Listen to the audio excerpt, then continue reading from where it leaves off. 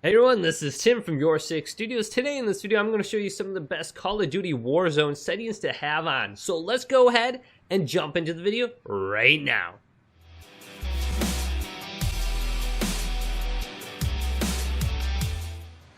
So if you're playing on the PlayStation 4 or the Xbox One, go ahead and look at certain products like this right here. I have the back button attachment for my DualShock 4, and this will provide you 2 extra buttons on the back of your controller, located right here and here, and they will allow you to jump and slide without taking the thumbs off your thumbsticks, and these really come in handy when you're making advanced movements quickly. And this product right here only cost me $30, I believe, from Walmart. You can buy them, or I actually got this one for GameStop for $29.99. So go ahead and check it out.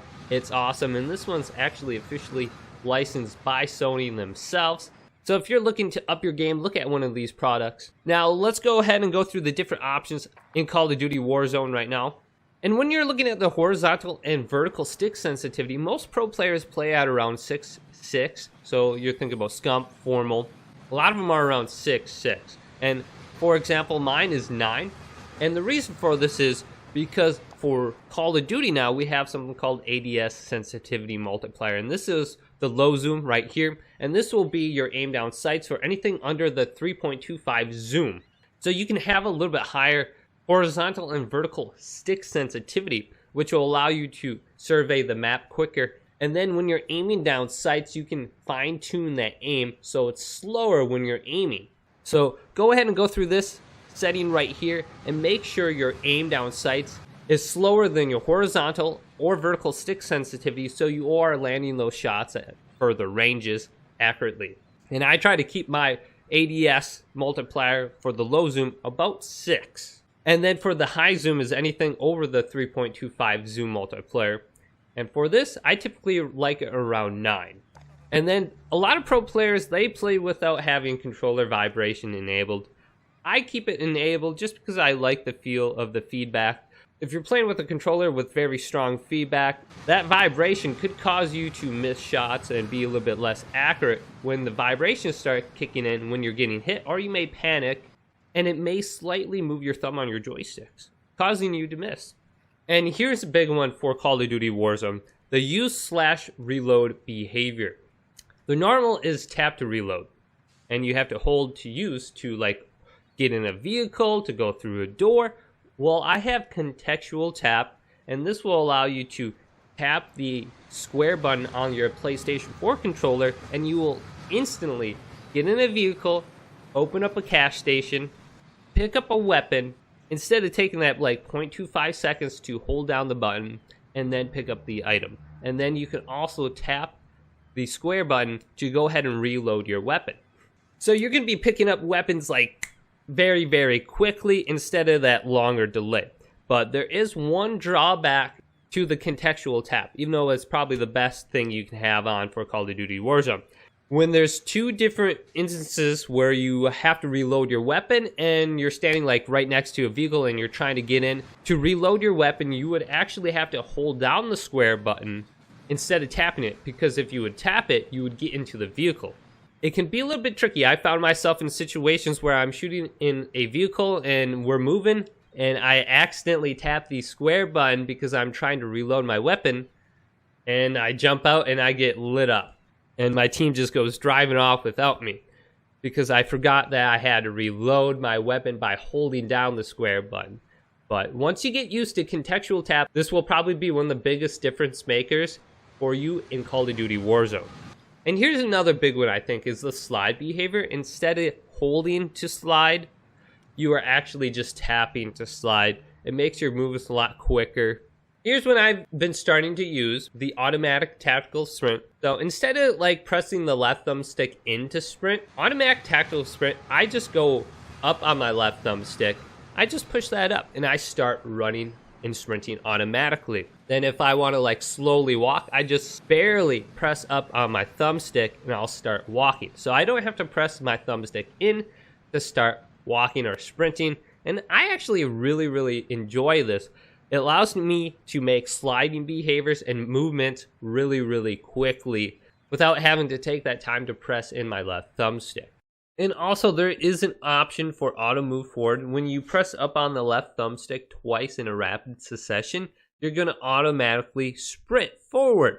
However, if you're coupling this with automatic sprint, you may find yourself automatically sprinting to your doom off buildings or in some situations out from cover. And this is why I have it disabled right now. Maybe in the future it will be a patch where it's not as sensitive, but you'll find yourself moving forward when you do not want to. However, if you find yourself getting annoyed from having to press in your thumbstick when sprinting for long periods of time, go ahead and check out Auto Move Forward. Now we're moving into the general setting options. You definitely want to align your brightness to have this correct. You don't want it too bright, then everything's going to look washed out, but you don't want it too dark to not be able to see anything on the map, specifically people prone in a bush or something like that. So make sure your brightness is easily visible for you, but not too dark. And adjust your HUD area accordingly.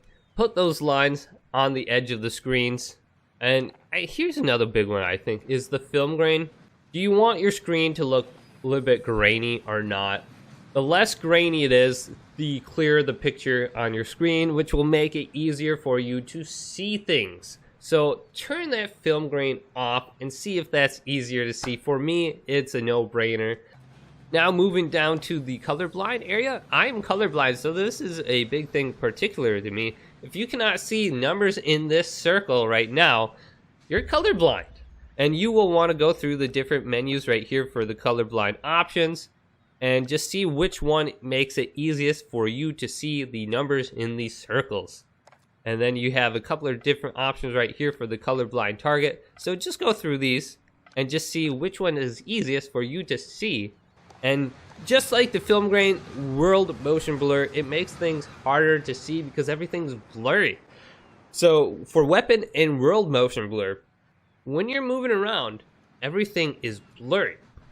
And when everything is blurry for you, it's harder to see targets. It's harder to see those people sitting in a camping position. So I highly suggest just turn this off. You'll be able to acquire your target much sooner. And apparently the mini map is a big one too. If you look on the left, the circle mini map cuts out the edges. And the one on the right, the squared one, apparently you have 27% more area for the map. So you can see more people on the mini map, where they're shooting from, when you have a radar.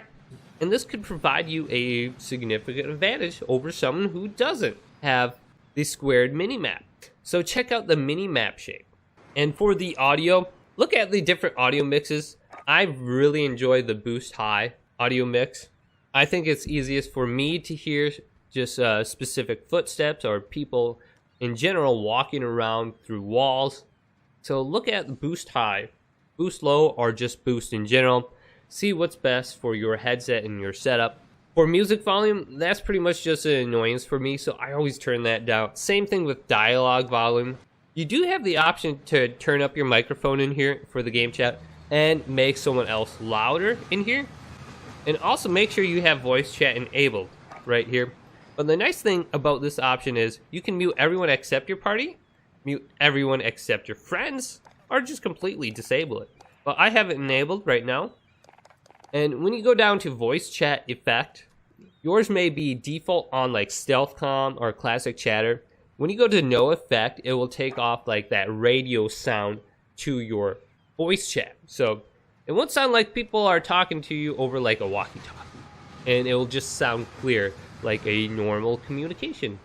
And the last thing is, when you go to account, if you look on the right hand side under latency and packet loss, when you're in a game, you can actually see your ping. So you will know if you have a good connection to the server or not.